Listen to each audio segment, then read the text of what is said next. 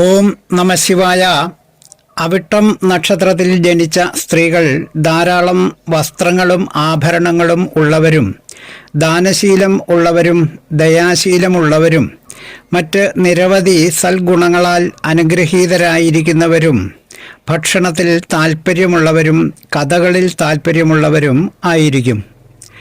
നക്ഷത്രനാഥൻ ചൊവ്വ ആയതിനാൽ അസാധാരണമായ നേതൃത്വ പാടവവും പ്രവൃത്തികളിൽ നല്ല കൗശലവും ഉണ്ടായിരിക്കുന്നതാണ്.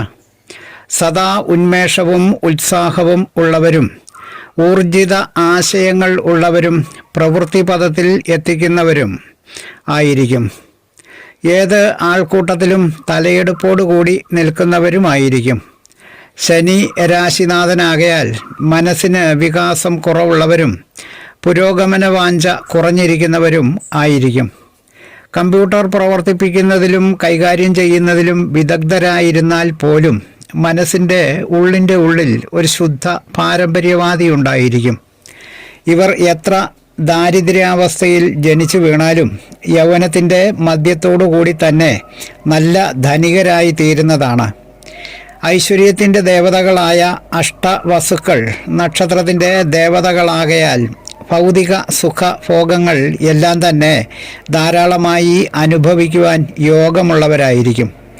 ഇവർ നല്ല ബുദ്ധിസാമർഥ്യമുള്ളവരും ഏൽപ്പിക്കുന്ന ജോലികൾ കൃത്യനിഷ്ഠയോടെ പൂർത്തീകരിക്കുവാൻ കഴിയുന്നവരും പ്രവർത്തനങ്ങളിൽ നല്ല കൗശലമുള്ളവരും നല്ല ലക്ഷ്യബോധമുള്ളവരും സ്ഥിരോത്സാഹികളും ആയിരിക്കും.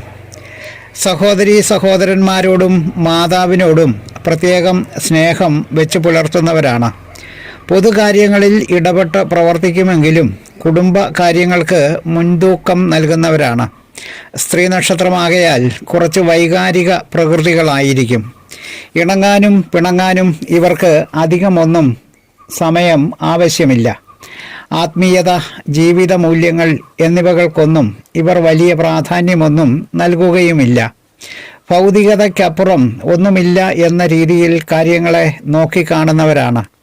ധനപരമായി സമൂഹത്തിൻ്റെ മേൽത്തട്ടിൽ ആയിരിക്കുന്ന ഇവർ നല്ല ഊർജ്ജസ്വലമായ വ്യക്തിത്വത്തിന് ഉടമകളാണ്. മോഹനൻ ജ്യോത്സ്യർ ജ്യോതിഷ ആചാര്യ. ഓം നമ ശിവായ.